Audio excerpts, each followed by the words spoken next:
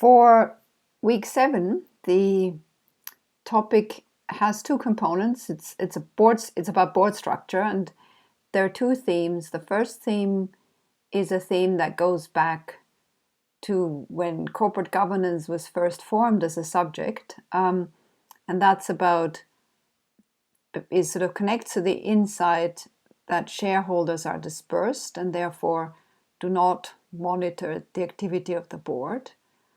And so the idea was to create, through board structure, a mechanism through which the board monitors itself. So there is accountability built into the structure of the board.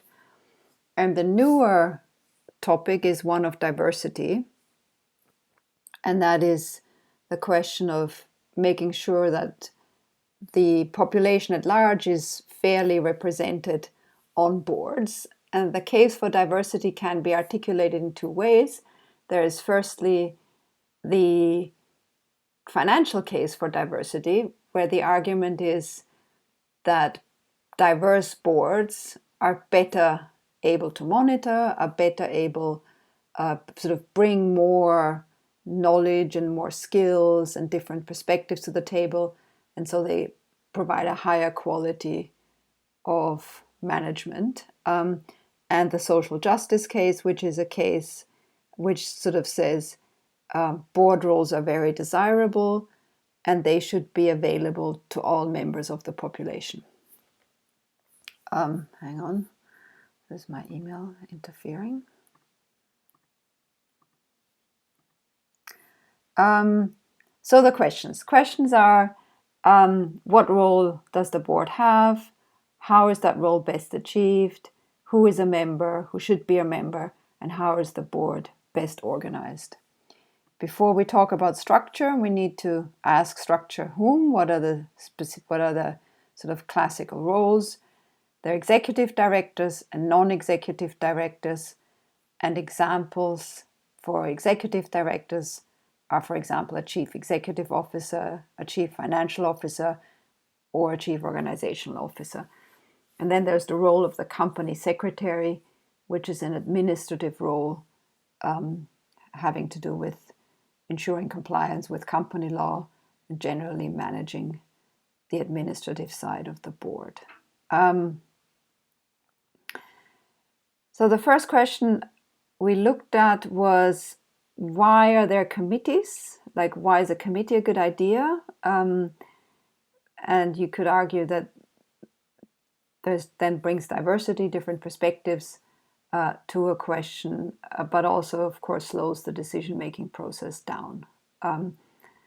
And the original idea of a committee is that it creates greater accountability, because that slowing down means more careful thought needs to be given to a specific topic.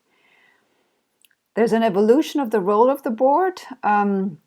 In the 19th century, board were largely ceremonial panels where you collected support from people that you thought would benefit the company by signaling their sort of involvement with it. The Marquis of Bute's case is an example, and we discussed that in the seminar.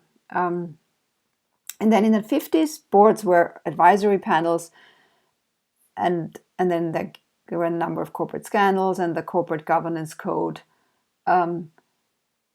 is a sort of an example of how the role of the board has changed. Board functions in now in modern times is an advisory function, that's like 1950s style, supervisory. So the idea is the board monitors executives and also the risk. And what we can expect is broad spectrum prophylaxis. So that means we can't expect a level of oversight that you would expect from a proper investigation, but what you get is a critical friend who ensures that there's a certain element of rationality to the decisions. And then also a relational function, so communication with stakeholders and shareholders. So here are examples of how board structure is created through the requirement for independent executive directors or even independent executive directors by carving out a role for a chair which is separate from the CEO, by creating committees, by ensuring diversity. And the themes here are, on the one hand, should there be legislation, or should there be, like in the UK, a corporate governance code with a comply or explain mechanism? Or for diversity, the debate is one, should there be disclosure or mandatory quotas? So here's Principle G from the Corporate Governance Code, the UK Corporate Governance Code. And that says the board should include an appropriate combination of executive and non-executive directors, in particular independent non-executives. And the idea is, and here you get into the monitoring function of the board, that not one individual or a small group of individuals dominates the board. Here is the role for the chair, and that is as a sort of counterpoint to the chief executive officer, allowing the board to properly scrutinize what the executives do. And then independent non-executive directors, the idea there is again introduce an element of scrutiny. The hope is that the independent directors are not going to blindly follow the thoughts of the executive directors, but bring their own independent analysis to the table. And here are independence criteria when independency is likely impaired. Yeah, here a slide of sort of saying this idea of groupthink. What you don't want is a situation where everyone on the board knows each other very well. They have rehearsed their respective arguments for a long time. They really understand very well what this is all about, but no one asks critical questions. So what you would like is a broad spectrum of information, experience, and views. On the other hand, you want knowledge about the company, and those are sort of, there's a conflict about that, because the more independent you are, the less likely you are to know very much about the company. So there's a conflict there. And then there's this article by Suzanne Lemire, and she says this is actually overstated. So in terms of independence, the risk there is that this becomes a box-ticking exercise. That's generally a theme that goes through the corporate governance debate, where the problem is the more granular your criteria are, the more you're going to invite a compliance where you comply with the formalities, but not with the spirit. And that's called box ticking. And you want to discourage that. Here's another role, another element of structure, senior independent director or SID.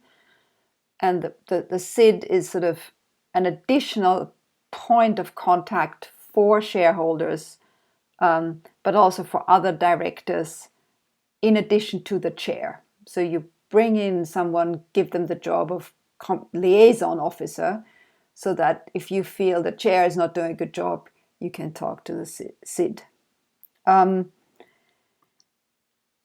So we carve out these responsibilities, and the board itself has to do that.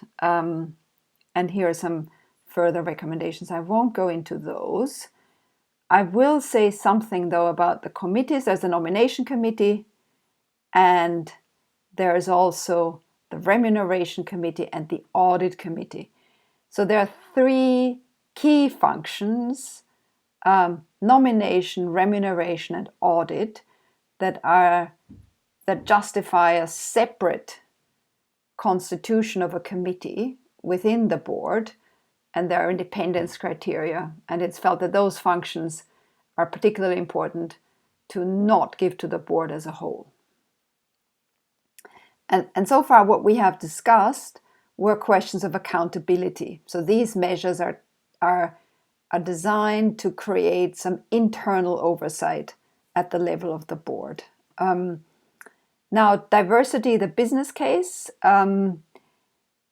that's, as I mentioned at the beginning, the idea that a more diverse board is a more competent board because of the different views, and also broader pool of talent, broader views, less complacency, sort of less of a social cohesion between the members, so they all do their job independently of each other. And a better connection with the constituencies of the company, because broad customer base, should correspond to a broad leadership team. And lower levels of cohesion. The trouble then is, of course, there can be a downside. So less trust, less cohesion means maybe not as well, not as much of a sort of teamwork and team spirit on the board. What is difficult to measure empirically is the business case a valid business case? In the sense is it the case? Can you say diverse boards create better outcomes? Diverse boards create what's better? Is that more shareholder return? Is it better accounting data? Is it a sort of more sustainable, less risk taking? So that's a question that we don't really. So the empirical evidence so far has gone both ways, so isn't clear. And then there's the social justice case, which is one of distributing power in society, distributing income in society, using the workforce better. Now that argument is a public policy argument. The argument is we've got this really fantastic talent pool in all social groups, and we should put the best people into the most difficult jobs. And if we don't do that, we as a society don't achieve the optimum outcome. We don't apply our resources optimally. And then another argument about the business case is that the business case is also subject to biases. So making a business case argument doesn't really work, because everybody has biases, customers have biases, and so the business case is subject to the same bias as is the original problem. Therefore, it's not useful to make a business case. And here are the diversity, some diversity rules. Sort of Davis Review recommends 25% of women. Hampton Alexander talks about 33% of ethnic women. And then Norway has a quota of 40%, and there are some other directions. Oh yeah, and here's the diversity. The Parker Review says at least one person of color on every board by 2021.